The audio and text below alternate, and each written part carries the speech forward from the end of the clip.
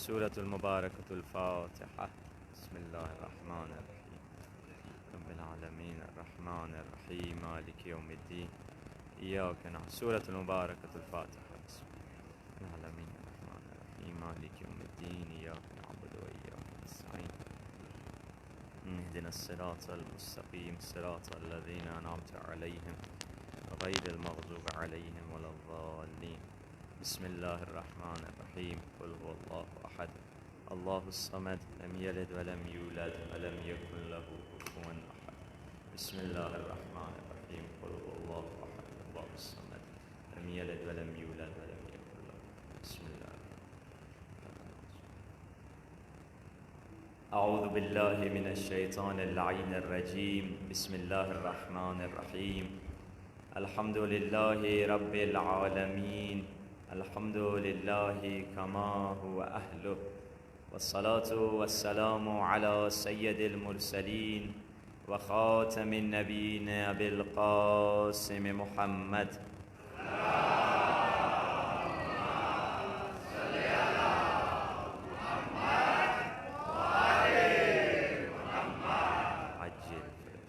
وآله الطيبين الطاهرين المعصومين واللعنة دائمة على أعدائهم أجمعين. مل کر دعائے سلامتی امام زمانہ کی تلاوت کرتے ہیں. اللہم کل ولیک الحجۃ ابن الحسن صلواتک علیہ وعلى آبائه في هذه الساعة وفي كل ساعة وليا وحافظا وقاعدا وناصرا ودليلا وعينا حتى تسكنه أرضك توعا وتمتعه فيها طويلا برحمتك يا أرحم الراحمين. صلوات.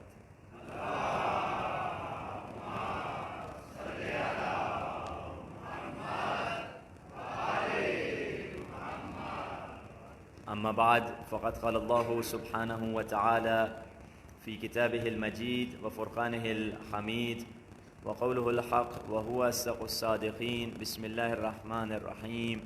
بقية الله خير لكم إن كنتم مؤمنين. صلوات.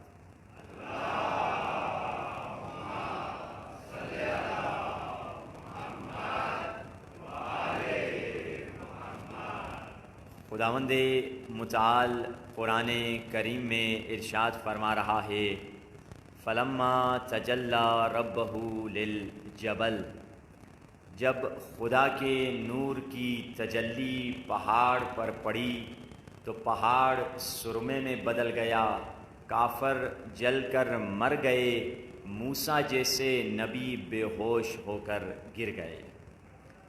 یہ کب ہوا؟ یہ کون سا واقعہ ہے جب موسیٰ نے اپنی قوم سے کہا کہ خدا پر ایمان لے کر آؤ؟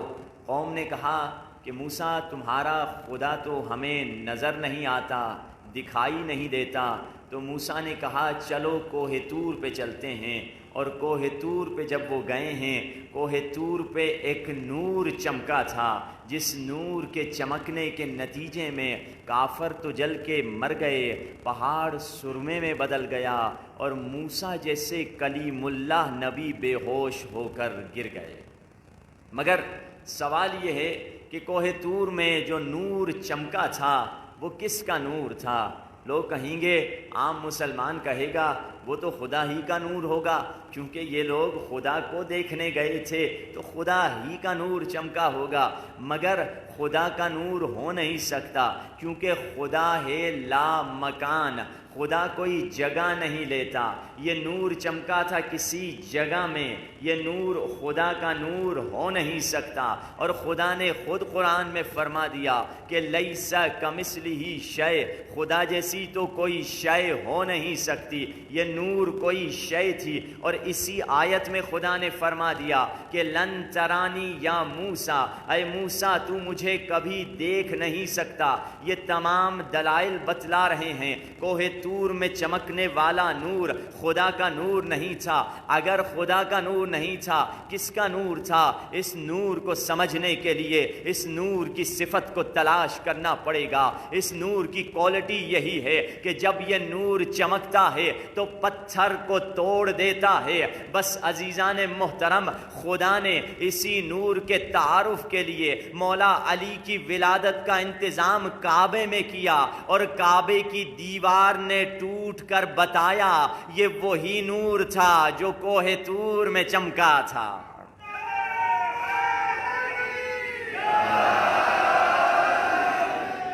یہ وہی نور تھا جو کوہ طور میں چمکا تھا۔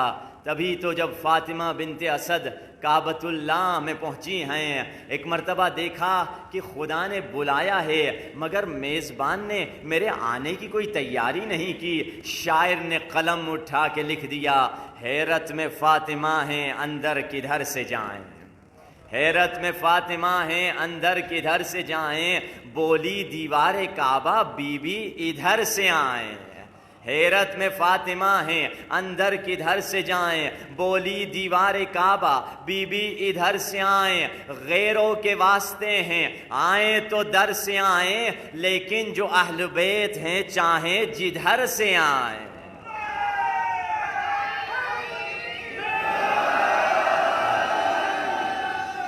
یہ ہے مقام۔ اسی لیے اہل تسنن کے علماء خود لکھتے ہیں، جلال الدین سیوطی خود اہل تسنن کے عالم ہیں، رسول اللہ سے پوچھا گیا یا رسول اللہ وہ کس کا نور تھا جو کوہ طور میں چمکا تھا؟ رسول اللہ نے فرمایا وہ میرا اور میرے بھائی علی کا نور تھا۔ یہ وہ ہستیاں ہیں کہ ابھی دنیا میں آئی نہیں، مگر ظاہراً ان کی ولادت نہیں ہوئی، مگر ان کا فیض دنیا تک پہنچتا چلا جا رہا ہے۔ دنیا میں آنے سے پہلے انبیاء ان سے فیض لے رہے ہیں۔ قرآن اٹھا کر دیکھ لیجئے، قرآن میں خداوند متعال کا اپنے حبیب سے کیسے خطاب کا انداز ہے۔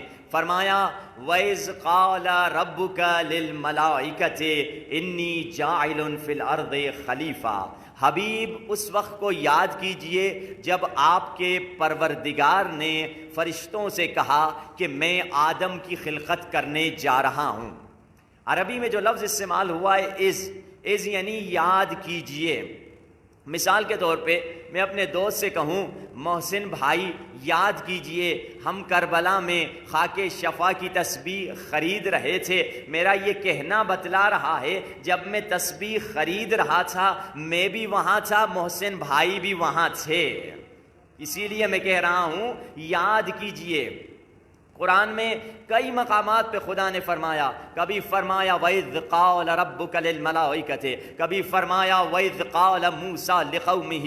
حبیب یاد کیجئے جب موسیٰ اپنی قوم سے گفتگو کر رہے تھے، کبھی فرمایا وَإِذْ وَعَدْنَا مُوسَىٰ 30 لَيْلَةً۔ حبیب یاد کیجئے جب ہم نے موسیٰ کو کوہ طور پر بلا دیا، کبھی فرمایا وَإِذْ يَرْفَعُ إِبْرَاهِيمُ الْقَوَاعِدَ مِنَ الْبَيْتِ۔ حبیب یاد کیجئے جب ابراہیم اور اسماعیل کعبۃ اللہ بنا رہے تھے، کبھی فرمایا وَإِذْ قَالَ لُقْمَانُ لِابْنِهِ وَهُوَ يَعِظُهُ يَا بُنَيَّ لَا تُشْرِكْ بِاللَّهِ إِنَّ الشِّرْكَ لَظُلْمٌ عَظِيمٌ۔ حبیب یاد کیجئے اس موقع کو جب لقمان اپنے بیٹے کو نصیحت کر کے فرما رہے تھے کہ بیٹا کبھی شرک نہ کرنا، کبھی فرمایا وَإِذْ أَخَذَ اللَّهُ مِيثَاقَ النَّبِيِّينَ۔ حبیب یاد کیجئے جب ہم نے نبیوں سے وعدہ لیا، خدایا تیرا خطاب اس نبی سے ہے جو ہزاروں سال بعد میں آ رہا ہے، مگر بار بار یاد کیجئے کا لفظ کیوں استعمال ہو رہا ہے؟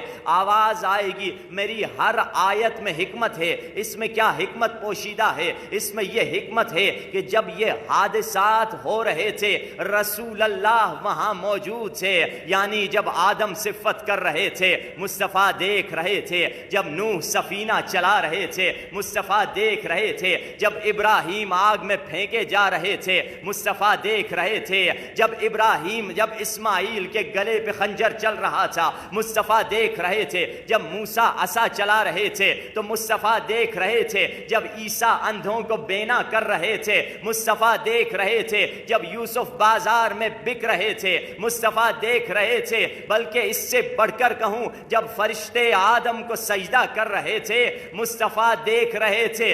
قصہ مختصر کروں، دنیا بن رہی تھی، میرا نبی دیکھ رہا تھا۔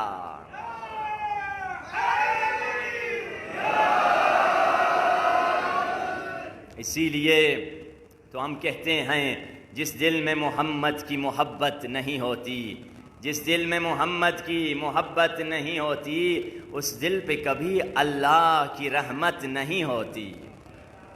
جس دل میں محمد کی محبت نہیں ہوتی، اس دل پہ کبھی اللہ کی رحمت نہیں ہوتی۔ میرا یہ عقیدہ ہے اگر ذکر خدا میں یہ نام شامل نہ ہو تو عبادت نہیں ہوتی۔ کیا عبادت اہل بیت ہی کے نام سے ہوتی ہے۔ اب دیکھیے کہ وہ ہستیاں ہیں دنیا میں آئے نہیں ہیں مگر ان کا فیض پہنچ رہا ہے، انبیاء کو مدد کر رہے ہیں۔ ایک مثال دوں، مثال کے طور پہ آپ ایک 20 سال کا بچہ ہے 80 سال کے بوڑھے سے کہے کہ آپ کا چلنا اٹھنا بیٹھنا بالکل آپ کے دادا کی طرح ہے۔ 80 سال کا بوڑھا کہے گا بیٹا تم کتنے سال کے ہو؟ وہ کہے گا میری عمر 20 سال ہے۔ کہے گا بیٹا میری عمر ہے 80 سال، تم نے میری جوانی بھی نہیں دیکھی، میرے بابا کو بھی نہیں دیکھا، اور تم کہہ رہے ہو میرا اٹھنا بیٹھنا۔ یہ نہیں کہا کہ تصویر صرف دادا کی طرح ہے، اگر تصویر کے شکل کہتا تو کوئی کہہ سکتا تصویر ملا کے کہہ رہا ہے۔ کہا آپ کا بولنا، آپ کا ہنسنا، آپ کا چلنا بالکل آپ کے دادا کی طرح ہے۔ کہا بیٹا تمہاری عمر ہے 20 سال، میں 80 سال کا ہوں، تم نے نہ میرے باپ کو دیکھا نہ میرے دادا کو دیکھا، تم اس بات کے حقدار نہیں ہو، اس بات کے کہنے کے حقدار نہیں ہو کہ کہو میں کس کے شبیہ ہوں۔ وہی کہہ سکتا ہے جس نے میرے دادا کو دیکھا ہو۔ اب عزیزان محترم رسول خدا کی حدیث سن لیجئے، رسول اللہ نے سند دے کر فرما دیا من اراد ان ينظر الى آدم فی علمہ والى نوح فی حلمہ والى ابراہیم فی خلتہ والى اسماعیل فی صدقہ والى موسیٰ فی ہیبتہ والى عیسیٰ فی عبادتہ والى یحییٰ فی زہدہ والى سلیمان فی قضاوتہ والى ایوب فی صبرہ والى یوسف فی حسنہ فلینظر الى وجہ علی ابن ابی طالب۔ اگر کسی کو آدم کا علم دیکھنا ہے تو علی کو دیکھو، اگر نوح کا علم دیکھنا ہے تو علی کو دیکھو، اگر موسیٰ کی ہیبت دیکھنی ہے تو علی کو دیکھو، عیسیٰ کی عبادت دیکھنی ہے تو علی کو دیکھو، اگر ابراہیم کی خلت کو دیکھنا ہے تو علی کو دیکھو، اگر اسماعیل کی سچائی کو دیکھنا ہے تو علی کو دیکھو، اگر ایوب کے صبر کو دیکھنا ہے تو علی کو دیکھو، اگر سلیمان کی قضاوت کو دیکھنا ہے تو بھی علی کو دیکھو، اگر حسن یوسف کو دیکھنا ہے تو بھی علی کو دیکھو۔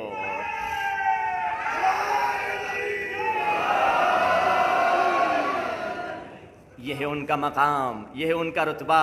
تبھی تو ہم یہ ہمیشہ سے یہی کہا کرتے ہیں کہ اہل بیت اب وہی یہ کہہ سکتا ہے جن نے اس تمام انبیاء کو دیکھا ہو تو کہہ سکتے ہیں کہ علی کس کے شبیہ ہیں، علی کا چہرہ کن سے ملتا ہے۔ یہ ان کا رتبہ ہے جن ہستیوں کی ہم پیروی کرتے ہیں۔ انہوں نے ہر جگہ ہر انسان کی الگ الگ مقامات پر کس انداز سے مدد کی ہے۔ جس نے مدد مانگی، جس نے بھی ان سے کچھ نصرت مانگی، انہوں نے اس کی مدد کی ہے۔ مگر بات یہ ہے کہ کون انسان کون سی معرفت کے ساتھ اہل بیت سے کیا مانگ رہا ہے۔ جس نے دولت مانگی اسے دولت ملی، کس نے پیسہ مانگا اسے پیسے ملے، جس نے علم مانگا اسے علم ملا، کسی نے سلمان کی طرح در زہرا کی غلامی مانگی اسے غلامی مل گئی۔ اب دیکھیں ہم کیا مانگ رہے ہیں۔ جیسے ایک طالب علم تھا نجف میں، معرفت ہر انسان کی برابر نہیں ہوتی، تو نجف میں رہا۔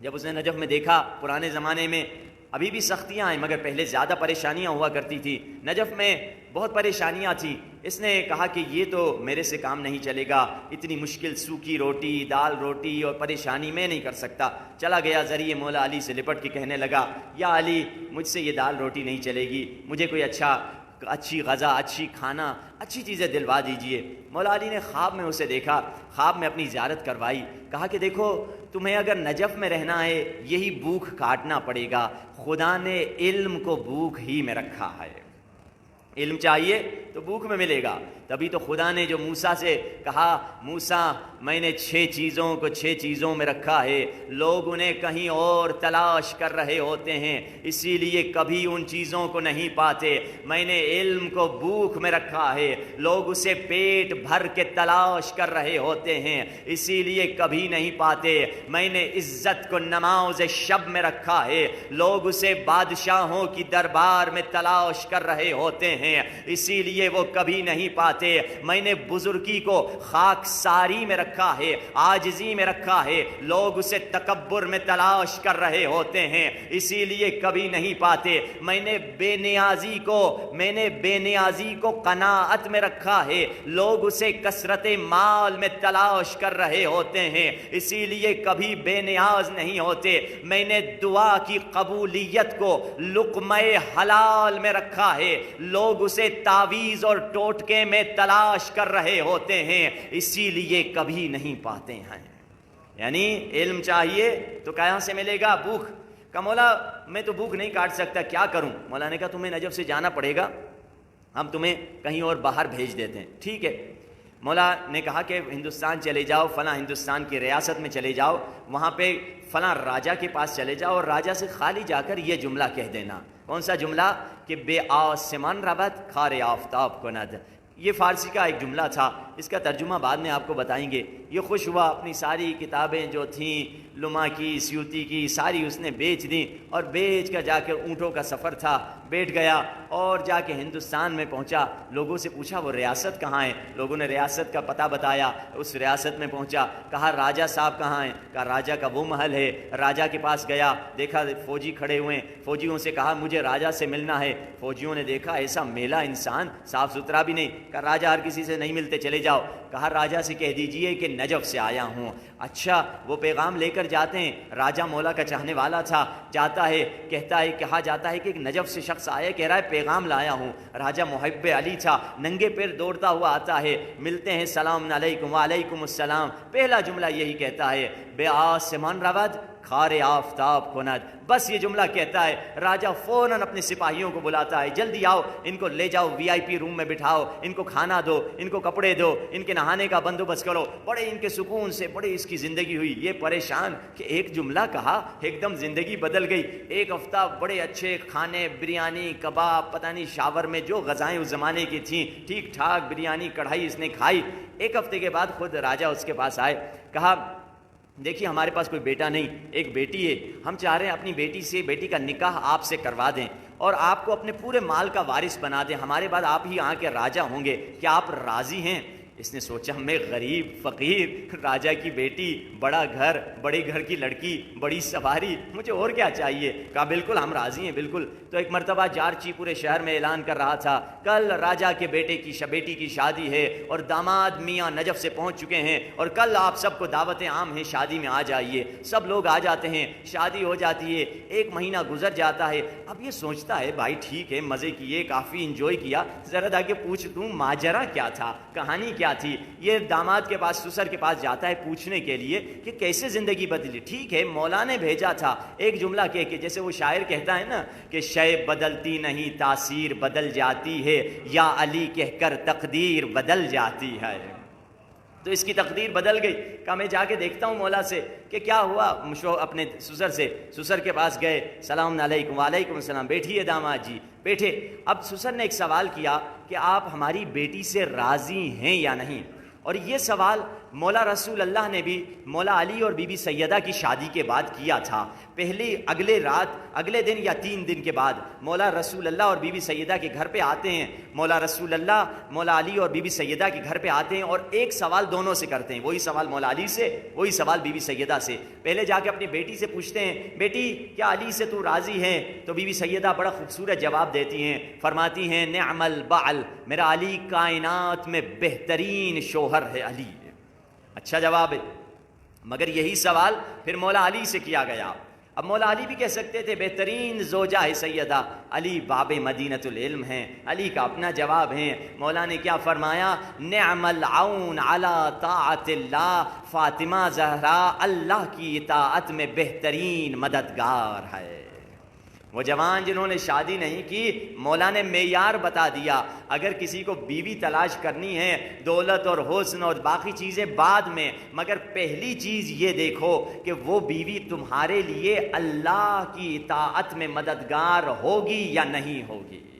زوجہ وہ ہے، وہ کہے بچوں کی قرآن کی کلاس کا کیا ہوگا، بچوں کی پڑھائی دینی تعلیم کا کیا ہوگا، مسجد میں امام بارگاہ میں پروگرام کا کیا ہوگا، وہ زوجہ جو دین کی طرف کھینچ کر لے کر آئے۔ اب اس سسر نے بھی داماد سے ہی پوچھا آپ راضی ہیں؟ کہا الحمدللہ میں راضی ہوں۔ کہا داماد جی، سسر جی بتا دیجئے کہ یہ واقعہ کیا تھا؟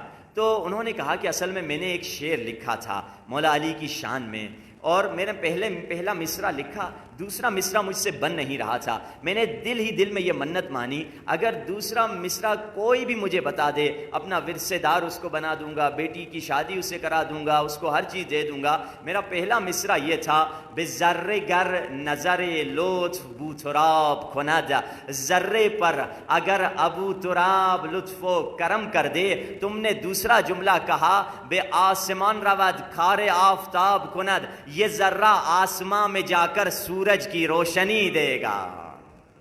تو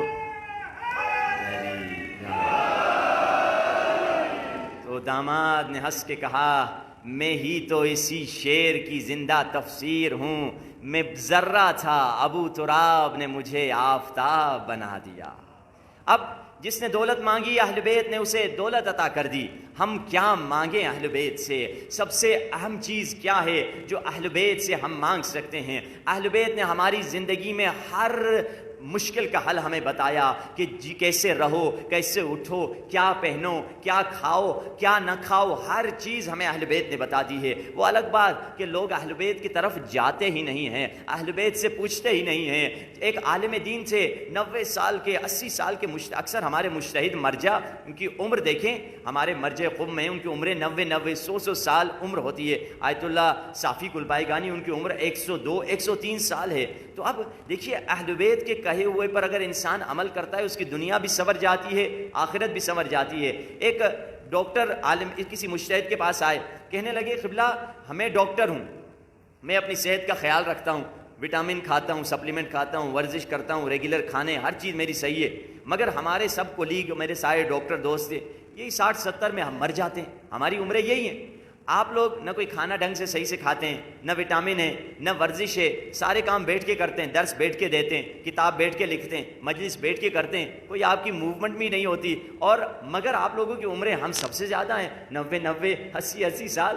یہ کیا ٹوٹکا ہے آپ کے پاس ہے؟ کیا سیکریٹ ہے آپ کے پاس ہے؟ تو انہوں نے فرمایا کہ بیٹا سیکریٹ بہت آسان ہے، تم بھی عمل کر سکتے ہو۔ کیا واجب پر عمل کرتے ہو؟ کہا جی واجب پر عمل کرتا ہوں۔ کیا حرام کو ترک کرتے ہو؟ کہا حرام کو ترک کرتا ہوں۔ کہا کیا مستحب سنت چیزوں پر عمل کرتے ہو؟ کہا نہیں، کبھی کرتا ہوں کبھی نہیں کرتا۔ کہا کیا مکروہ سے بچتے ہو؟ کہا کبھی بچتا ہوں کبھی نہیں بچتا۔ کہا ہماری لمبی عمر کا راز یہی ہے، ہم مستحب کو واجب سمجھ کر انجام دیتے ہیں اور مکروہ کو حرام سمجھ کر ترک کر دیتے ہیں۔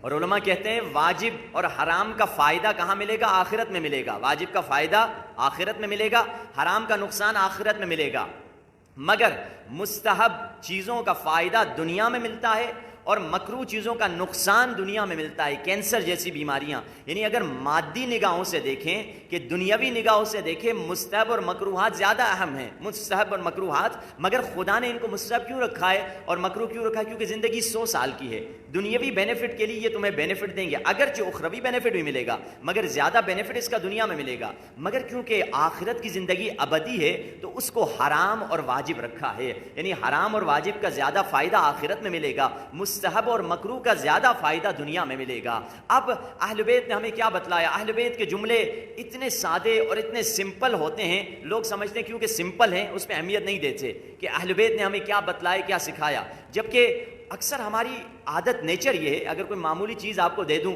یہ وہی چیز ہے، یہ وہ دوا ہے، لوگ کہیں گے نہیں کوئی بڑا معجون لا کے دے دو، بڑی چیز لا کے دے دو، اس کا بڑا اثر ہوگا۔ کوئی معمولی ذکر کسی کو دے دیتے ہیں، کہتے نہیں قبلہ یہ ذکر نہیں، کوئی نیا ذکر ہمیں بتا دو۔ یہ انسان کی فطرت ہے کہ نئی چیز، کوئی بہت کمپلیکیٹڈ چیز، جبکہ اہل بیت کے جو جملے ہوتے ہیں بہت سمپل اور بہت گہرے ہوا کرتے ہیں۔ کسی لوگ پوچھتے بھی ہیں کہ مولا نہج البلاغہ اٹھا کر دیکھ لیجئے، نہج البلاغہ کیا ہے؟ مولا علی کی تقریریں، جس کو عربی میں خطبہ بولتے ہیں تقریر کو، مولا علی کی تقریریں اٹھا کر دیکھ لیجئے۔ آپ دیکھیں نہج البلاغہ کے پیج ہٹائیں گے، 2-4 پیجز کا خطبہ ہے مولا کا، یعنی اگر وہ تقریر اگر ادھر آ کے کوئی پڑھے مولا علی کی، 10 منٹ 20 منٹ میں خطبہ ختم ہو جائے گا، اور بھی جلدی۔ لوگ پوچھ سکتے ہیں اگر کوئی عالم دین 20 منٹ کی تقریر کر کے اتر جائے، لوگ کہیں گے یا تیاری نہیں کر کے آیا تھا، یا علم نہیں تھا، یہ 20 منٹ کی تقریر کر کے اتر گئے۔ مگر علی وہ جو باب مدینۃ العلم ہیں، علم کا سمندر ہیں، مولا کے جملے اتنے چھوٹے کیوں تھے؟ مولا کی تقریریں اتنی چھوٹی کیوں تھی؟ مولا کے کلمات قصار اتنے چھوٹے کیوں ہیں؟ اس کی وجہ خود امام بتاتے ہیں۔ مولا فرماتے ہیں اذا تم العقل قل الکلام، جب عقل مکمل ہو جاتی ہے کلام کم ہو جاتا ہے۔ اہل بیت کے جملے سائز میں تو چھوٹے ہیں، گہرائی میں بہت زیادہ ہیں۔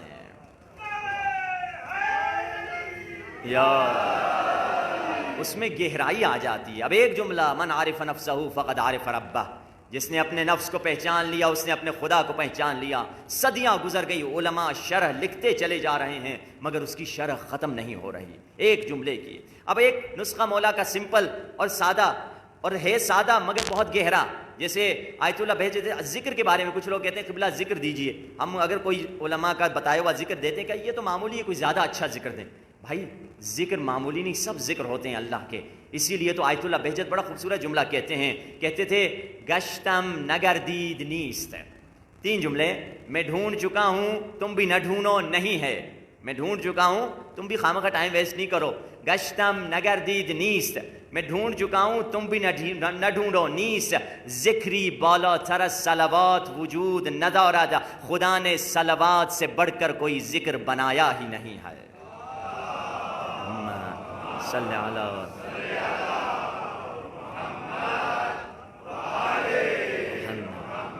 وعجل، جس میں توحید بھی ہے، جس ذکر میں نبوت بھی ہے، رسالت بھی ہے، امامت بھی ہے، عجل فرجون کرے، عدالت بھی ہے، پورا اصول دین ہمارے اس سلوات میں پورا کمپیکٹ ایک جامع پیکج ہے۔ اب آئیے مولا نے ہماری جسمانی صحت کے لیے مولا نے کیا بتایا؟ بیٹا حسن کیا چاہتے ہو تم؟ طبیب سے مستغنی ہو جاؤ، ڈاکٹر سے مستغنی ہو جاؤ۔ ڈاکٹر ہماری سر کے آنکھوں پہ ہیں مگر انسان کوئی نہیں چاہتا کہ ہمیشہ سے بیمار رہے، ہر انسان چاہتا ہے کہ صحت مند رہے۔ مولا 4 نسخے بتاتے ہیں اور 4 شرطیں بتاتے ہیں، ان 4 شرطوں میں شاید ہم پہلی میں ہی آؤٹ ہو جائیں گے اکثر لوگ۔ کیا فرمایا کہ بیٹا حسن اگر چاہتے ہو کبھی بیمار نہ ہو، پہلی شرط یہ ہے کہ جب تک بھوک نہ لگے کھانا نہیں کھانا۔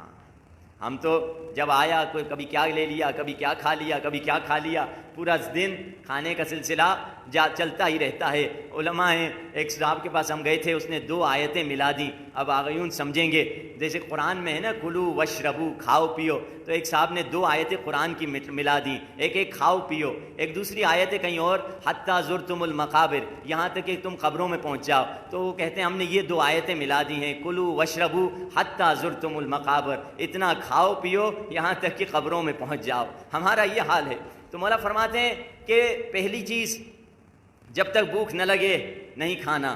دوسری چیز فرمائے وہ بھی، یہ بھی ہم اکثر اس پر عمل نہیں کرتے، کیا اب جب تم کھانا کھا رہے ہو ابھی بھوک باقی ہے، کھانا کھانا چھوڑ دو، یعنی پیٹ بھر کے نہ کھاؤ۔ سمپلی پہلا نسخہ یہ کہ بیمار نہ ہونے کا، جب تک بھوک نہ لگے نہ کھانا۔ دوسرا جب کھانا کھاؤ تو پیٹ بھر کے نہ کھانا۔ تیسرا فرمایا جب کھانا کھاؤ اچھی طرح سے چبانا۔ ہم کیا کرتے ہیں جب بھوک لگتی ہے ہول سے کھا رہے ہوتے ہیں، سمجھتے ہیں جتنی زیادہ میں بوٹیاں کھا لوں گا اتنا زیادہ مجھے مزہ آئے گا، جبکہ بوٹیوں کا مزہ منہ میں ہوتا ہے، جب نوالا اندر گیا تو اس کا ٹیسٹ بھی چلا گیا، اس کا فلیور بھی چلا گیا، جب ادھر سے حلق سے نیچے گزرا کیا مزہ۔ مزہ تو اللہ نے زبان اور منہ میں رکھا ہے مگر ہم زیادہ جلدی کھا رہے ہوتے ہیں کہ برابر والا شاید زیادہ بوٹیاں نہ کھا لے، میں زیادہ کھا لوں تو میرا پیٹ زیادہ۔ تو اب تیسری چیز مولا نے فرمائی اچھی طرح چاہو۔ یہ تین چیزوں پر اکثر ہم عمل نہیں کرتے۔ چوتھی چیز شاید اکثر لوگ اس پر عمل کرتے ہیں، فرمایا بیٹا حسن کبھی بھی، یہ مولا ہمیں بتلا رہے ہیں امت کو، جب بھی تم سونے کا دل کرے رات کو یا دن کو، ٹوائلٹ ضرور جانا، باتھ روم ضرور جانا سونے سے پہلے، یہ 4 چیزوں پر تم عمل کرو گے، مولا وعدہ دے رہے ہیں امیر بیان امیر نہج البلاغہ کہ تم بیماری سے بچے رہو گے اور طبیب اور ڈاکٹر سے غنی ہو جاؤ گے۔ یہ مولا کہ ہماری جسمانی صحت کے لیے مولا نے اس طرح کے کئی نسخے ہیں، جس کو آپ 2 کتابیں انٹروڈیوس کر دیتا ہوں جس میں آپ مستحبات اور یہ ساری چیزیں آپ کو مل سکتی ہیں۔ ایک کتاب ہے جو علامہ مجلسی کی پرانی لکھی ہوئی ہے، جس کو اردو میں تہذیب الاسلام کہتے ہیں، جس میں تمام یہ مستحبات یہ ساری چیزیں لکھی ہوئی ہیں، مکروہات۔ اور اب نئی کتاب لکھی ہے آیت اللہ جوادی عاملی نے اسی ماڈل پہ، جسے مفاتیح الحیات کہتے ہیں، وہ بھی اردو میں غالباً ترجمہ آ چکا ہے۔ اس کتاب میں بھی وہی تمام مستحبات، مکروہات، واجبات پہ عمل کرنا ہے تو توضیح المسائل اٹھا لیجئے، اور مستحبات پہ عمل کرنا ہے، مکروہات سے بچنا ہے، ان دونوں میں سے کوئی کتاب اٹھا لیجئے جس میں انسان کی زندگی بدل جائے گی۔ اب آئیے، مولا نے جسمانی صحت کے لیے ہمیں بتایا، روحانی صحت کے لیے ہمیں مولا نے کیا بتایا، ہم کیا کریں کہ اہل بیت کا تقرب حاصل کریں۔ فاؤنڈیشن کیا ہونی چاہیے؟ فاؤنڈیشن اس حدیث قدسی میں خدا فرما رہا ہے، من طلبنی وجدنی، من وجدنی احبنی، من احبنی عرفنی، من عرفنی عاشقنی، من عاشقنی عاشقته ومن عاشقته قتلته ومن قتلته وانا دیته۔ خدا کہہ رہا ہے حدیث قدسی میں، حدیث قدسی خدا کا وہ کلام جو قرآن سے ہٹ کر ہے، خدا کہہ رہا ہے جس نے میری تلاش کی اس نے مجھے پا لیا، جس نے مجھے پا لیا اس نے میری معرفت حاصل کر لی، جس نے میری معرفت حاصل کر دی وہ میرا محب بن گیا، جو میرا محب بن گیا وہ میرا عاشق بن گیا، اور جو میرا عاشق بن گیا میں خدا اس کا عاشق بن گیا، اور جس کا میں عاشق بن گیا میں نے اس کو قتل کر ڈالا، اور جسے میں نے قتل کر ڈالا میں خود خدا اس کا کفارہ بن جاتا ہوں۔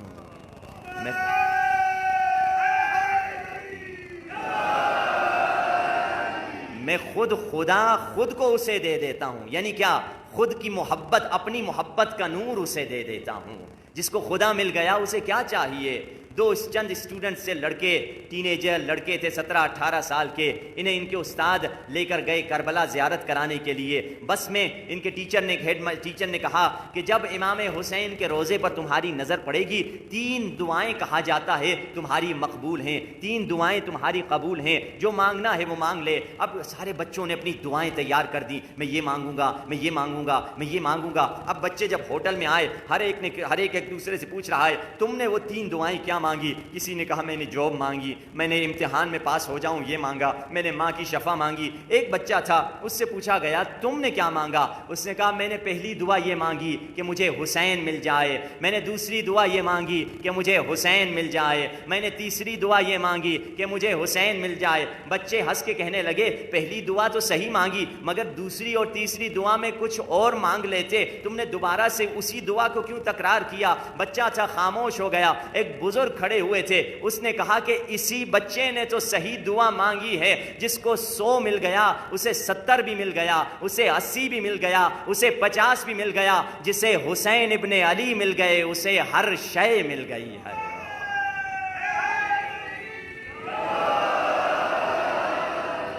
جسے حسین مل گئے اسے ہر شے مل گئی، جسے خدا کی محبت کا نور مل گیا اس کے پاس ہر شے آ گئی۔ اب یہ محبت کا نور کیسے ملے؟ اہل بیت کی محبت کے دعوے کتنے لوگوں نے کیے تھے مگر اکثر وہ دعووں میں جھوٹے تھے، اکثر وہ صحیح دعوے نہیں کیا کرتے تھے۔ ایک شخص 7ویں امام کے پاس آیا، کہنے لگا آپ کا محب ہوں۔ مولا نے ایک سوالوں کی فہرست کر دی، کیا یہ نیک کام کرتے ہو، یہ نیک کام کرتے ہو، یہ نیک کام کرتے ہو، یہ نیک کام کرتے ہو؟ وہ بیچارہ خاموش ہو گیا، کیا کہے؟ محبت کا دعویٰ لے کر آیا تھا مگر مولا نے اس کی محبت کے دعوے کو قبول نہیں کیا، جبکہ اس کے مقابلے میں کچھ لوگ آتے تھے، مولا سے کہتے تھے۔ مولا علی کے پاس ایک شخص آیا مسجد کوفہ میں، مولا سے کہا میں آپ کا محب ہوں۔ مولا نے کیا جواب دیا؟ مولا نے فرمایا ڈرو اس دن سے جس دن باطل کا پرچم تمہارے ہاتھ میں ہوگا اور اسی مسجد کوفہ کے دروازے سے اندر آ رہے ہوگے۔ لوگوں نے کچھ نہیں سمجھا کہ علی کس بات کی طرف اشارہ کر رہے ہیں، یہ تو محبت کا دعویٰ کرتا ہے۔ 30 سال گزر گئے، فوج یزید میں یہ شامل ہو گیا، اور جب قافلہ اسیران یہاں پہنچا لوگوں نے دیکھا وہی شخص یزید کا سپاہی بن چکا تھا اور یزید کا پرچم اٹھا کر اسی مسجد کے دروازے سے اندر آ رہا تھا۔ لوگوں نے دیکھا علی نے 30 سال پہلے بتا دیا تھا تو محبت کا دعویٰ کر رہا ہے مگر ایک دن میرے بیٹے کے قتل میں تم شریک ہو جاؤ گے۔ یہ محبت کا دعویٰ کر رہا تھا 30 سال پہلے، اور اس کے مقابلے میں دیکھیں مالک اشتر ہیں اور علی ہیں۔ علی کوفے کی گلی میں رات کو ٹہل رہے ہیں، پیچھے سے کسی کے آنے کی آواز آئی۔ علی نے پلٹ کے دیکھا، کون ہے؟ مالک، تو یہاں ادھر آیا ہے، کیا چیز تجھے یہاں لے کر آئی؟ کہا حبک یا امیر المؤمنین، یا علی آپ کی محبت مجھے یہاں لائی۔ مولا نے نہ کوئی سوال کیا نہ کوئی وارننگ دی، مولا نے بلکہ تائید کی، صدقت، اے مالک تو سچ کہہ رہا ہے کیونکہ تو عاشق ہے۔ عاشق کو یہ کہنے کی ضرورت نہیں کیا کرو کیا نہ کرو، عاشق خود جانتا ہے میرا معشوق کیا پسند کرتا ہے۔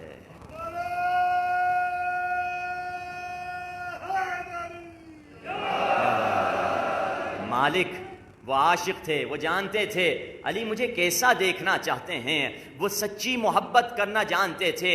اور ان میں سے عمر سعد بھی ایک تھا کہ عمر سعد کو 30 سال پہلے مولا علی نے وارننگ دے دی تھی، عمر، اے عمر سعد، تم ایک دن آئے گا جنت اور جہنم کے درمیان کھڑے ہوئے ہوگے اور تو جہنم کے راستے کو اختیار کرو گے۔ عمر سعد نے کہا مولا نہیں میں تو جنت کو اختیار کروں گا۔ 30 سال گزر گئے، حسین مدینے سے چلے ہیں۔ اب ایک مرتبہ کوفے میں ابن زیاد نے عمر سعد کو بلایا، کہا تمہیں میں اس کربلا کی فوج کا سپہ سالار بناتا ہوں، حسین کی قتل میں شرکت کرو۔ کہا نہیں میں شرکت نہیں کروں گا۔ کہا تمہیں رے یا تہران کی حکومت دیتے ہیں، اگر یہ کرو گے تمہیں حکمرانی مل جائے گی۔ اب تاریخ میں اس ملعون کے شعر لکھے ہوئے ہیں، یہ پوری رات چل رہا تھا اور چلتے چلتے یہ عربی کے شعر پڑھ رہا تھا، کہہ رہا تھا میں کیا کروں، ایک طرف سے حسین فرزند رسول ہے اور ایک طرف سے رے کی حکومت میری آنکھوں کی ٹھنڈک ہے، وہ بھی نہیں چھوڑ سکتا یہ بھی نہیں چھوڑ سکتا۔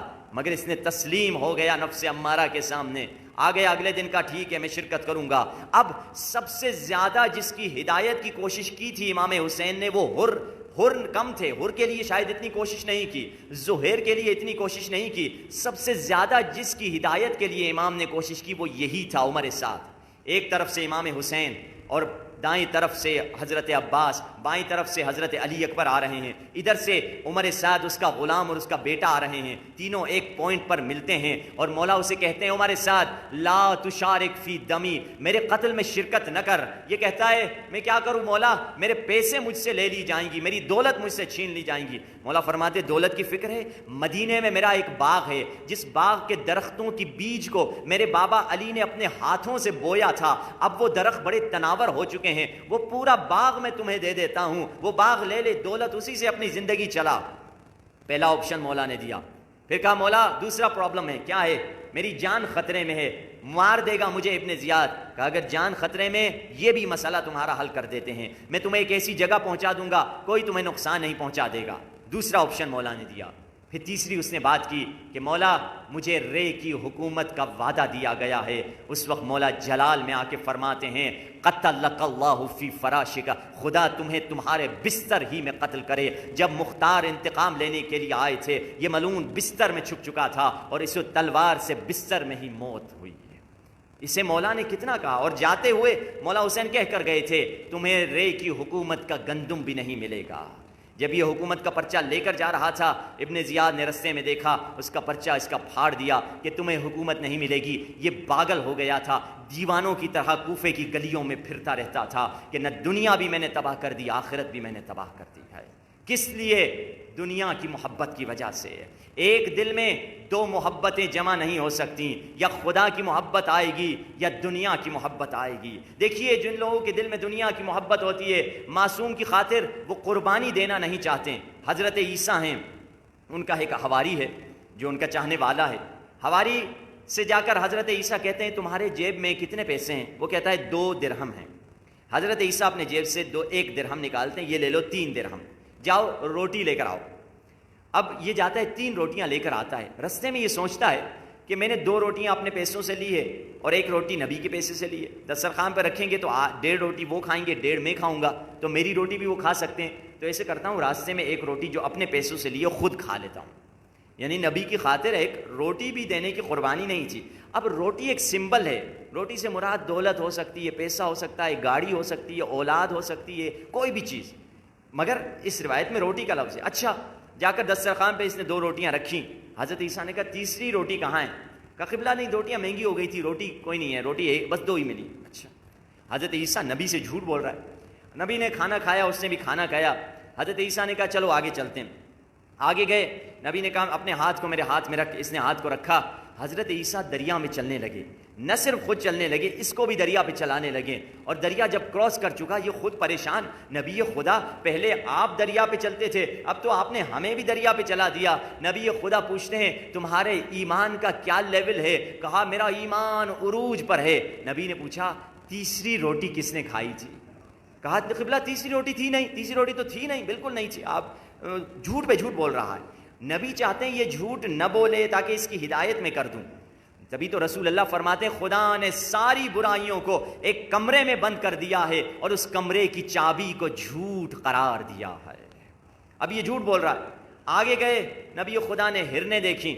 ہرن کو اشارہ کیا ادھر آؤ. ہرن دوڑتی ہوئی آئی, اس کو ذبح کیا, اس کو کھا لیا. کھانے کے بعد کہا قم باذن اللہ, اللہ کے حکم سے اٹھ جاؤ. ہڈیاں سمٹنے لگی, گوشت چڑھنے لگا, ہرن زندہ ہو گئی, دوڑتی ہوئی چلی گئی. یہ حیران ہو گیا, نبی خدا پہلے تو آپ انسانوں کو زندہ کرتے تھے, ابھی آپ نے ہرن کو زندہ کر دیا. نبی نے پوچھا کہ تمہارے ایمان کا کیا مقام ہے؟ کہا آسمانوں میں ہے میرا ایمان. کہا یہ بتاؤ کہ تیسری روٹی کس نے کھائی تھی؟ پھر سے کہا قبلہ تیسری روٹی تھی نہیں. نبی چاہتے ہیں اس کو ہدایت دیں. آخر ایک مرتبہ نبی خدا ایک پہاڑ کے طرف گئے, 3 سونے کی اینٹیں نکالی. کہا یہ پہلی اینٹ میری ہے, دوسری اینٹ تمہاری ہے, تیسری اس کی ہے جس نے تیسری روٹی کھائی تھی. فوراً یہ کہتا ہے نبی خدا میں نے ہی تیسری روٹی کھائی تھی. نبی خدا فرماتے ہیں کہ یہ تینوں اینٹیں تمہاری ہیں, ہمیں سونا اور پیسے نہیں چاہیے. 3 اینٹیں چھوڑ کر چلے گئے حضرت عیسیٰ.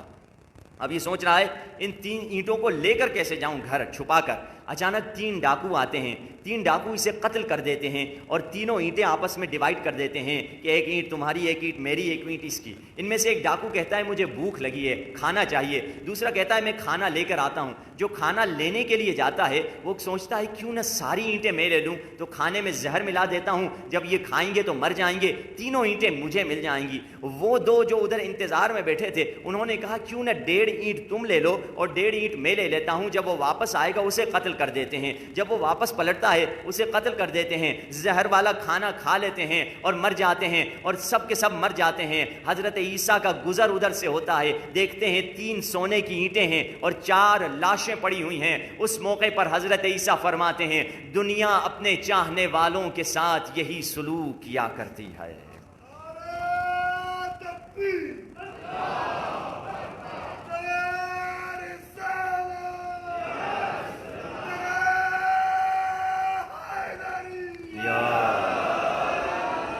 دنیا کی جو محبت دل میں آ جائے. اب میں خود کو ٹیسٹ تو کروں, خود کو ڈائیگنوز کروں. اپنی ہر انسان اپنے آپ کو خود ڈائیگنوز کرے, اپنے آپ کو دیکھے, کسی اور کو دیکھنے کی ضرورت نہیں. اپنے آپ کو میں دیکھوں کہ میرے دل میں بھی دنیا کی محبت ہے یا نہیں ہے. میں نے سوچا کہ خمس دوں, مثال کے طور پہ میں نے خمس کی ڈیٹ معین کر دی, 15 رمضان کو میں اپنا خمس دوں گا.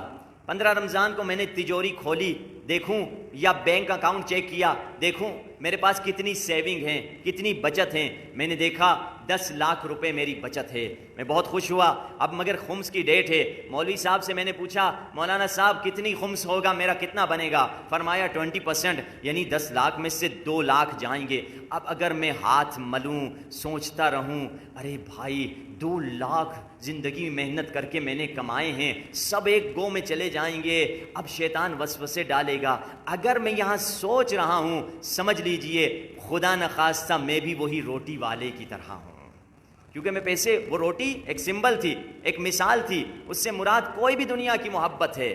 اگر میں شیطان وسوسے ڈالے گا کہاں خرچ کرتے ہیں, کہاں لگاتے ہیں, مال صحیح جگہ خرچ ہوتا ہے نہیں ہوتا, ہزاروں ایک وسوسے آئیں گے, مگر اگر میں خرچ کر دوں کم از کم اتنی خوشی ہونی چاہیے کہ شاید میرے دل سے کچھ دنیا کی محبت کم ہو چکی ہے. تبھی تو امام محمد تقی سے جب کسی نے خط میں لکھا, کہا مولا خمس معاف کروا دیجئے, مولا نے جو جواب میں دیا جلال سے بھرا ہوا مولا کا جواب تھا, مولا کے جملوں میں جلال چھلک رہا تھا. مولا فرما دے کیا تو سمجھتا ہے کہ ہم تمہارے پیسے جو اہمیت بھی نہیں رکھتے اس کے ہم محتاج ہیں؟ زمین اور آسمان کے خزانے اہل بیت کے پاس ہیں. خدا نے اس لیے خمس کو واجب نہیں کیا کہ ہم اس سے فائدہ اٹھائیں یا لوگ اسے دوسرے فائدہ اٹھائیں.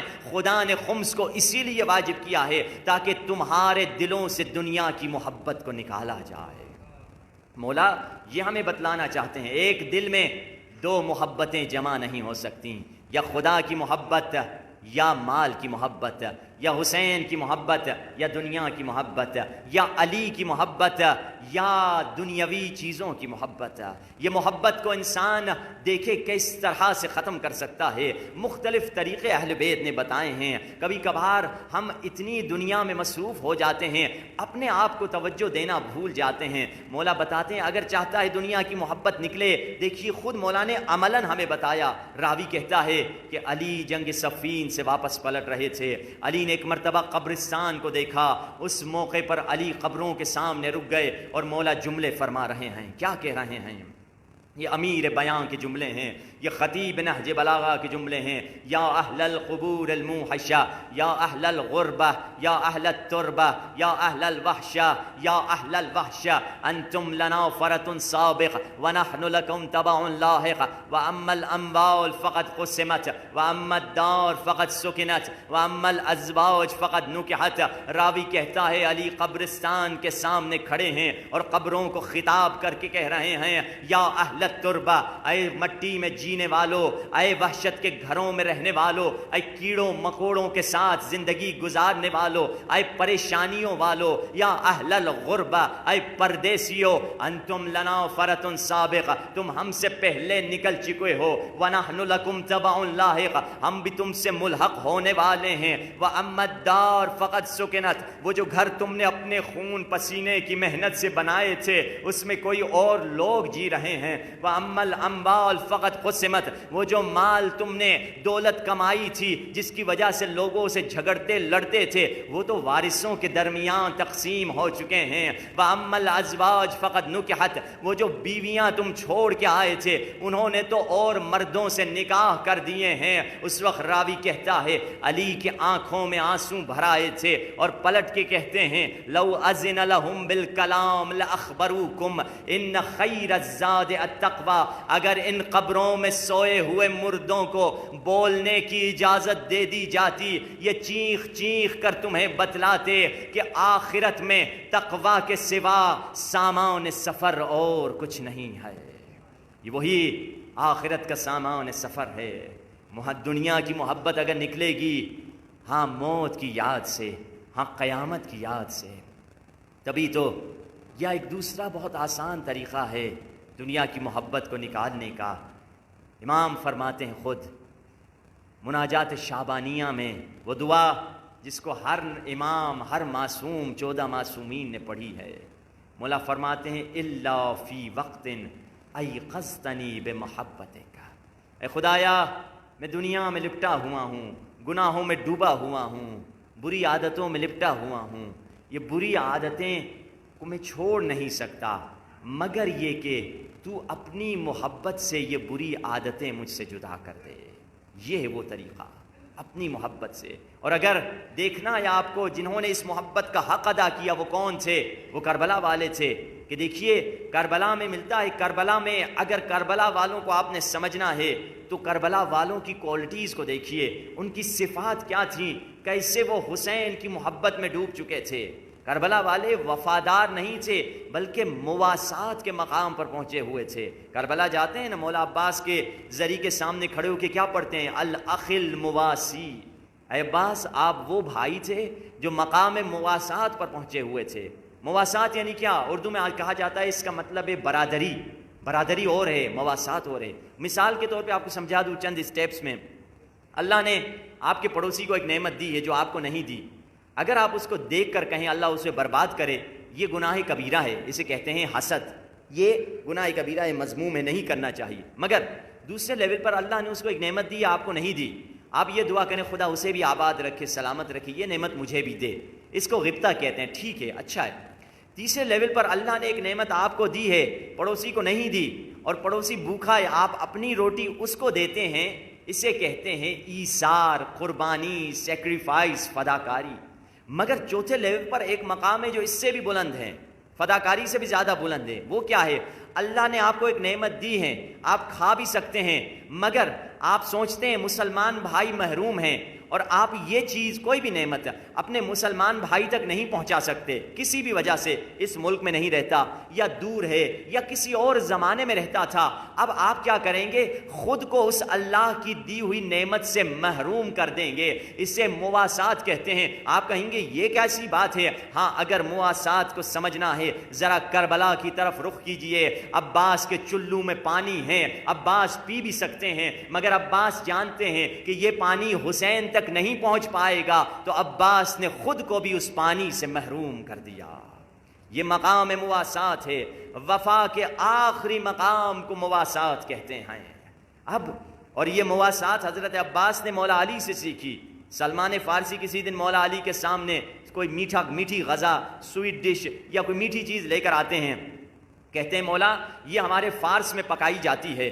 مولا علی ہاتھ بڑھاتے ہیں، پھر ہاتھ پیچھے کر دیتے ہیں، مولا کیا مزیدار نہیں ہے؟ مزیدار ہے، تم کھا لو، آپ کیوں نہیں کھا رہے؟ فرماتے ہیں یہ غذا میرے آقا رسول اللہ نے زندگی میں کبھی کھائی ہی نہیں تھی، کیونکہ آقا ظاہراً موجود نہیں ہے، میں کھانا نہیں لے جا سکتا رسول اللہ کے پاس، تو خود کو بھی اس سے محروم کر دیتا ہوں۔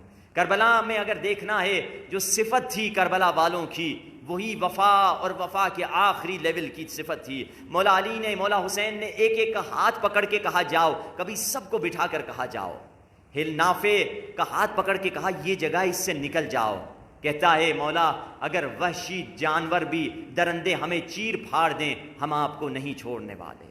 کبھی بٹھا کر سب کو کہا کہ یہ فوج ہماری دشمن ہے، تمہاری نہیں ہے، چلے جاؤ، کوئی نہیں اٹھا۔ پھر کہا کہ مجھے لگتا ہے تم سمجھتے ہو تمہیں جنت نہیں ملے گی، مگر میں تمہیں وعدہ دیتا ہوں تم میری مدد نہ کرنے کے باوجود تمہیں جنت مل جائے گی۔ کوئی نہیں اٹھا، یعنی یہ جنت کے طالب نہیں تھے۔ اکثر لوگ پوچھتے ہیں یہ کیسے جملے ہیں کہ امام معصوم کربلا میں کھڑے ہو کر فرماتے ہیں بے ابی انتم و امی، اے کربلا کے شہیدوں میرے ماں باپ تم سب پر قربان ہو جائیں۔ کربلا یہ صرف امام حسین سے نہیں کہا، معصوم امام جن کے ماں باپ دونوں معصوم ہیں، ہاں وہ فرما رہے ہیں کہ کربلا اور جن شہیدوں میں حر بھی ہیں، حبشی غلام بھی ہیں، سید بھی ہیں، غیر سید بھی ہیں، مولا ان سب سے کہہ رہے ہیں کہ میرے ماں باپ تم پر قربان۔ اس کی وجہ کیا ہے؟ اس کی وجہ اگر سمجھنی ہے تو زیارت عاشورہ میں آئیے۔ السلام علیک وعلی الارواح التي حلت بفنائک، سلام ہو ان شہیدوں پر جو حسین میں در حقیقت پگھل چکے تھے، فنا ہو چکے تھے۔ جب اگر شکر کو پانی میں ملا دیا جائے، اب شکر کو پانی سے الگ نہیں کیا جاتا، اب ہر نہیں رہے تھے، حسین میں پگھل چکے تھے، اکبر نہیں رہے تھے، حسین میں پگھل چکے تھے، اب جون نہیں رہے تھے، حسین میں فنا ہو چکے تھے۔ یہ وہ ہستیاں تھیں جو حسین میں پگھل چکی تھیں۔ تبھی تو مولا نے سب کو بٹھا کے کر کوئی نہیں گیا۔ آخر مسلم ابن اوسجہ اٹھے، کہا واللہ لو علمت انی یقتل ثم احیا ثم اقتل ثم احیا ثم احرق ویفعل بی ذلک 70 مرہ ما فارقتک یا حسین۔ اے حسین اگر مجھے یقین ہو جائے کہ مجھے قتل کر دیا جائے گا، پھر مجھے زندہ کیا جائے گا، پھر مجھے قتل کیا جائے گا، پھر مجھے زندہ کیا جائے گا، پھر مجھے جلا دیا جائے گا، اور یہ کام میرے ساتھ 70 مرتبہ تکرار کیا جائے گا، اے بطول کے بیٹے تجھے چھوڑنے والے نہیں آئے۔ یہ ان کا مقام تھا، محبت۔ اور ہمیں دعا کیا ہونی چاہیے؟ سب سے عظیم دعا ہے، خدایا میں اپنے زمانے کے امام سے ویسی وفا کروں، میں اپنے زمانے کے امام سے ویسی وفا کروں جیسی وفا عباس نے اپنے زمانے کے امام سے کی تھی۔ وفاداری اگر سیکھنی ہے انہی ہستیوں سے سیکھیں۔ یہ ایام غم بھی ہیں، ایام گریاں ہیں۔ حسین کے در پہ جا کے کہتے ہیں مولا گناہوں میں لپٹا ہوا ہوں، سر سے پاؤں تک گناہوں میں ڈوبا ہوا ہوں، بچنے کی کوئی امید نہیں ہے، بس ایک ہی آپ کا در ہے جو مجھے بچا سکتا ہے۔ اور اہل بیت نے ہر انسان کو عطا کی ہے۔ ایک عالم دین کہتے ہیں میں ایک جگہ مجلس پڑھنے کے لیے گیا تو مجلس عشرہ تھا محرم کا پہلا، مجھے جس نے بلایا تھا دعوت دی تھی اس نے مجھے کہا، ایک مالدار تاجر تھا، اس نے مجھے کہا قبلہ مولانا صاحب ہم آپ کو دعوت دے رہے ہیں، آپ سے ایک ریکویسٹ ہے 10 کی 10 راتیں پاک بی بی فاطمہ زہرا کے مصائب پڑھیجیے گا۔ وہ عالم دین کہتے ہیں 10 راتیں تو عموماً مشکل ہے کیونکہ محرم میں مخصوصیاں ہوتی ہیں، میں کوشش کروں گا کچھ بی بی سیدہ کا ذکر بھی ہو۔ 10 راتیں گزر گئیں، دسترخوان پہ بیٹھے تھے، کہا کہ عالم دین نے پوچھا کہ کس وجہ سے تم نے مجھے یہ ریکویسٹ کی تھی؟ کہا قبلہ میں پہلے اہل تشیع سے میرا رشتہ نہیں تھا، میں عام مسلمان تھا، میری ماں شیعہ تھی، مجھے اہل بیت کے بارے میں بتاتی تھی، بڑے مالدار باپ کا بیٹا تھا، ورثے میں دولت، ملینر کھرب پتی تھا، امارات دبئی میں رہتا تھا، وہاں میرا بزنس تھا، اور کہتا ہے میں نے شادی کی، اللہ نے مجھے ایک بیٹی دی، 5-6 برس کی جب ہوئی میٹھی میٹھی باتیں کرنے لگی، اتنی محبت تھی مجھے اس بیٹی سے، جب بھی آفس پہ ہوتا تھا ہر مرتبہ فون کر کے بیوی سے پوچھتا تھا بیٹی کیا کر رہی ہے؟ کہا ٹھیک ہے کھیل رہی ہے، اچھا ٹھیک ہے خدا حافظ۔ اتنی بات کے لیے 2-3 دفعہ میں فون کیا کرتا تھا بیٹی کا حال احوال پوچھنے کے لیے۔ ایک دن میری زوجہ نے مجھے فون کر کے کہا جلدی سے گھر پہنچو ورنہ تمہاری بیٹی مر جائے گی۔ جلدی سے گاڑی میں بیٹھا، گاڑی کو تیز بھگایا، وہاں پہنچا، دیکھا میری بیٹی کے گلے میں ایک سکہ پھنس گیا ہے، کوئن پھنس گیا ہے اور وہ بات نہیں کر پا رہی۔ میں جلدی سے اسے اسپتال میں لے کر گیا، ڈاکٹروں نے اسے دیکھا، کہا ادھر تو اس کا علاج نہیں ہوگا، اسے کہیں یورپ لے کر جاؤ۔ مالدار تھا، جلدی سے میں نے ٹکٹ ریزرو کی اور جا کے فرانس پہنچا، اور فرانس میں اسپتال میں ڈاکٹروں کو دکھایا۔ ڈاکٹر نے دیکھنے بعد کہا کہ آپ کی بیٹی کے گلے میں جو سکہ ہے اس کو ہم نکال دیں گے ایک آپریشن کے ذریعے سے، مگر اس کے بعد آپ کی بیٹی 90% چانس یہ ہے کہ زندگی پر کبھی بولنے کے قابل نہیں ہوگی۔ یہ کہتا ہے ڈاکٹر یہ کہہ کر چلا گیا۔ اب میں پڑا رہا لوبی میں، اسی اسپتال کے جو کونا تھا کہیں جا کے گر گیا زمین پر، اور مجھے اپنی ماں کی کچھ بات یاد آئی کہ نبی کی بھی ایک بیٹی تھی جسے امت نے بہت ستایا تھا۔ میں نے ایک مرتبہ سوچا فاطمہ زہرا سے کچھ باتیں کر لوں، میں نے سوچا یہ مدینے کا رخ ہے، میں نے اپنے ذہن میں سوچا یہ مدینہ ہے۔ فاطمہ زہرا سے کہا بی بی سنا ہے میری ماں کہتی تھی کہ امت نے آپ کو بہت رلایا، اے بی بی میری بھی ایک بیٹی ہے، میری بیٹی اگر ٹھیک ہو جائے گی میں زندگی بھر آپ کے حسین کا غلام ہو جاؤں گا۔ کہہ رہا ہے ابھی میں بی بی سے بات ہی کر رہا تھا، ایک مرتبہ نرس مسکراتی ہوئی آئی، نرس نے مجھے کہا جیسس نے معجزہ کر دیا ہے، عیسیٰ نے معجزہ کر دیا ہے۔ میں نے دل میں کہا انہوں نے معجزہ کیا ہے، عیسیٰ جن کے در پہ غلامی کیا کرتے ہیں۔ میں جلدی سے دوڑا بیٹی کے پاس، دیکھا بیٹی رو رہی تھی، میں نے کہا بیٹا کیوں رو رہی ہو؟ خوشی کا مقام ہے۔ کہا بابا ابھی میں نے ایک کالے برقعے میں بی بی کو دیکھا تھا جس کا ایک ہاتھ پھسلی پر تھا، اس بی بی نے میری پیٹھ پہ مارا، سکہ نکل آیا، جاتے جاتے اس بی بی نے کہا کہ اپنے بابا سے کہہ دو میرے بابا مجھ سے بہت پیار کرتے تھے مگر امت نے مجھے بہت رلایا۔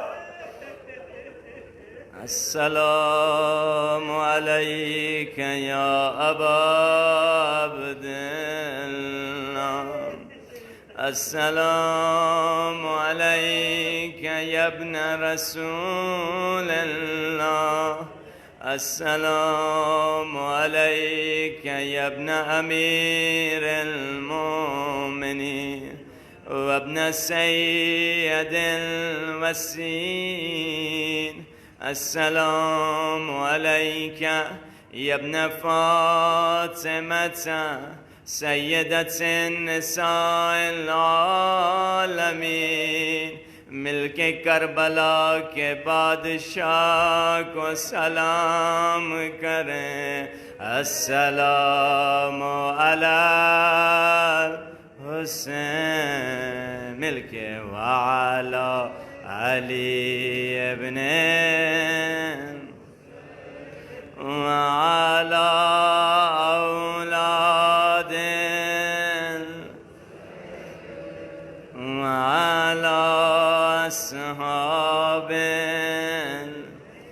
ایک مرتبہ بی بی زینب کی طرف سے سلام پڑھیں، السلام علی حسین وعلی علی ابن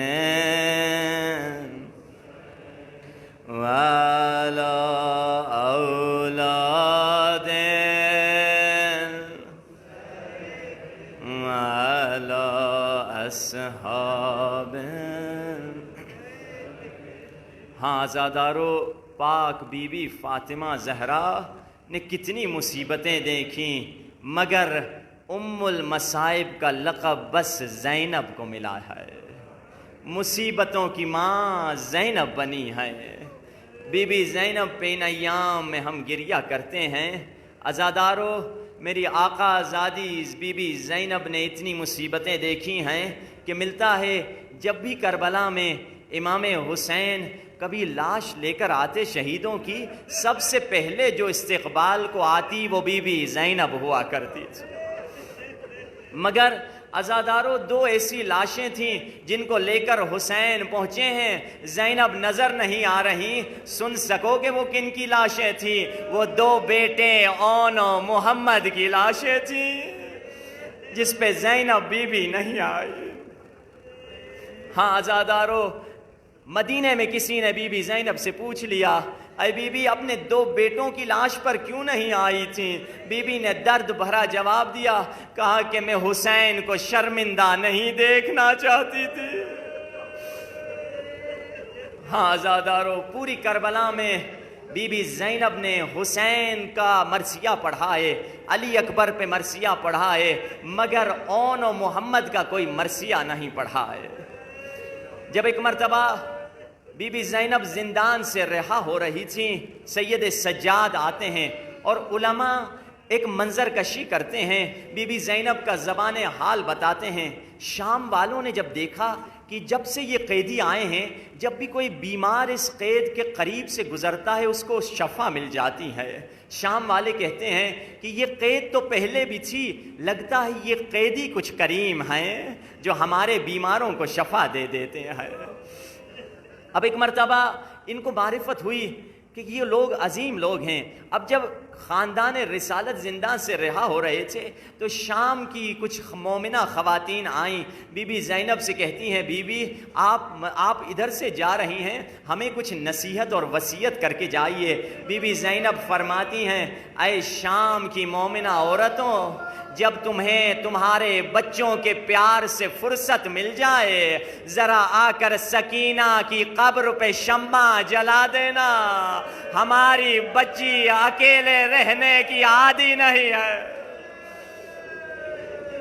ہاں عزادارو، ہماری بچی کی قبر پہ آ جایا کرو۔ آج بھی یہ قبر ادھر ہی قید خانے میں ہے۔ اللہ جانے بی بی زینب نے کیا کہا۔ بی بی زینب نے جانے سے پہلے سکینہ کی قبر کو دیکھا، کہا سکینہ مجھے ایک مرتبہ کربلا اور کربلا کے بعد مدینہ جانے دو، پھر واپس آؤں گی، زندگی بھر تمہارے ساتھ شام میں رہوں گی۔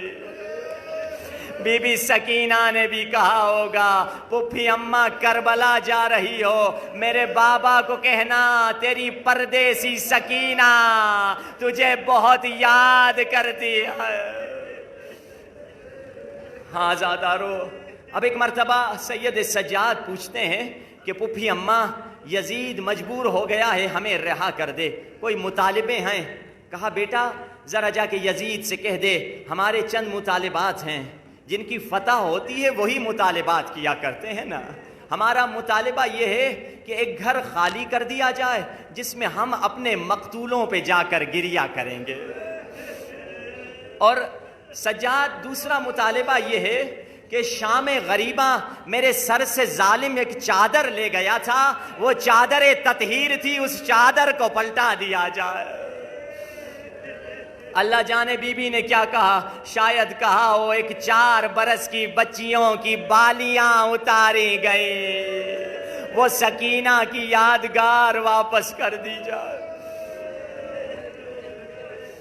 ہاں عزادارو، گھر خالی کر دیا گیا، ایک ایک کر کے سران شہداء لائے جا رہے ہیں۔ ایک مرتبہ علی اکبر کا سر لایا گیا. اکبر کی ماں اٹھی, آجا میرے علی اکبر, شبیہ پیمبر, تو نے آخری موقع پہ پانی مانگا تھا نا بیٹا, آجا میرے سینے سے لگ جا. ایک مرتبہ حضرت قاسم کا سر لایا گیا. قاسم کی ماں اٹھی, آجا یتیم قاسم, میرے حسن کی نشانی. ایک ایک کر کے سر لایا جا رہا ہے. اب عزادارو سن سکو گے, ایک ایسا سر لایا گیا جو نو کے نیزے پر نہیں تھا, جو جانور کی گردن میں لٹکا ہوا تھا. یہ کس کا سر تھا؟ یہ عباس غیور کا سر تھا, جو نو کے نیزے پہ بلند نہ ہوا. سن سکو گے, ظالم نے رسی لمبی باندھی تھی جب گھوڑا دوڑتا تھا. عباس کا سر کبھی زمین سے ٹکرا تھا, کبھی جانور کے قدم سے ٹکرا تھا. بی بی ام کلثوم اٹھی, آجا میرے عباس, میرے سینے سے لگ جا.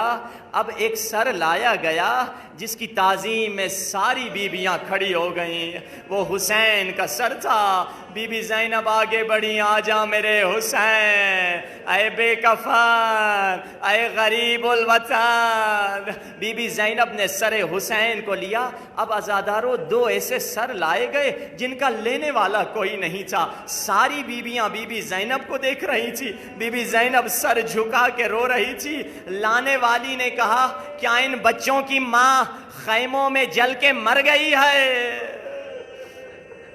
فضا سے رہا نہیں گیا, کہا لاؤ میری آقا زادی کے بچوں کے سر مجھے دے دو.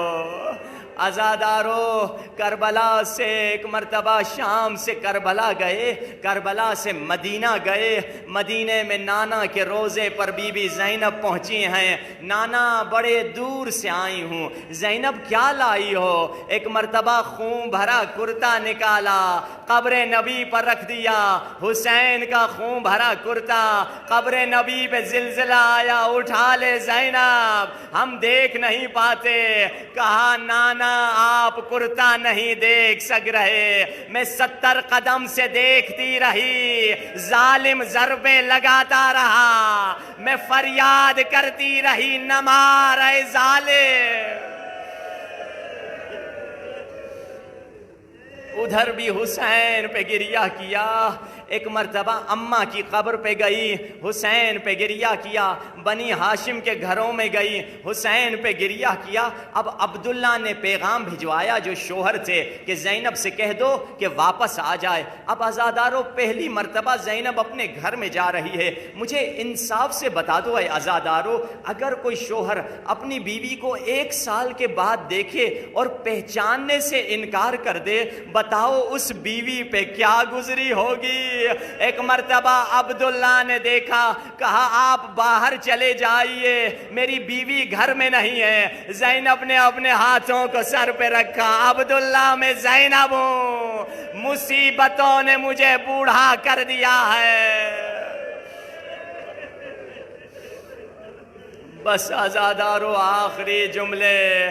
بی بی زینب گھر میں پہنچی, 2 چھوٹے چھوٹے مسلے دیکھے. آخر ماں کا دل تھا, کتنا برداشت کرتی. مسلوں کو اٹھا کر کلیجے سے لگایا. کہا عبداللہ اونو محمد مارے گئے, ہائے ہم اجڑ گئے, ہاں پورا گھرانہ لٹ گیا. عبداللہ زمین پہ بیٹھے, پھر زمین سے اٹھے, پھر زمین پہ بیٹھے, پھر زمین سے اٹھے. کہا عبداللہ کیا بچوں کی شہادت برداشت نہیں ہوتی؟ کہا نہیں نہیں زینب, اگر میں بھی ہوتا تو حسین پہ قربان ہو جاتا, مگر زینب یہ بتاؤ تیری ہاتھوں پہ نشان کیسے ہیں, یہ کلائیوں پہ زخم کیسے ہیں؟ کہا عبداللہ ہاتھوں میں رسیاں, شمر کا تازیانہ, خولی کا نیزہ, 9 گھنٹے شرابی کا دربار.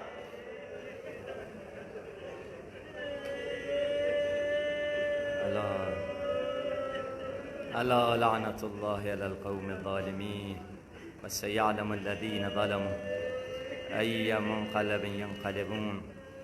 بار الہ ہماری اس قلیل سی عبادت و قبول فرما, توفیق اطاعت اور عبادت عطا فرما. گناہوں سے دور رہنے کی توفیق عطا فرما، بزرگوں کو صبر اور استقامت عطا فرما، خواتین کو حیا اور عفت عطا فرما، علماء کو زہد و نصیحت عطا فرما، سننے والوں کو عمل کرنے کی توفیق عطا فرما، جو مقروض ہیں ان کے قرض کو ادا فرما، جو بے اولاد ہیں انہیں نیک اولاد عطا فرما، جن کے پاس اولاد ہیں صحیح تربیت کرنے کی توفیق عطا بار الہ، جو مومنین و مسلمین دنیا کے جس کونے میں بھی رہتے ہیں ان کی جان و مال و ناموس کی حفاظت فرما، ظالم جو ظلم کر رہے ہیں انہیں نیست و نابود فرما، زندگی میں زیارت حسین نصیب فرما، مرنے کے بعد شفاعت حسین نصیب فرما، بار الہ اربعین میں زیارت قبر حسین نصیب فرما، ہمارا خاتمہ بخیر فرما، ہمارے مولا واقع کے ظہور میں تعجیل فرما، مولا کے قدموں پہ شہادت کی سعادت عطا فرما، ربنا تقبل منا انک انت السمیع العلیم۔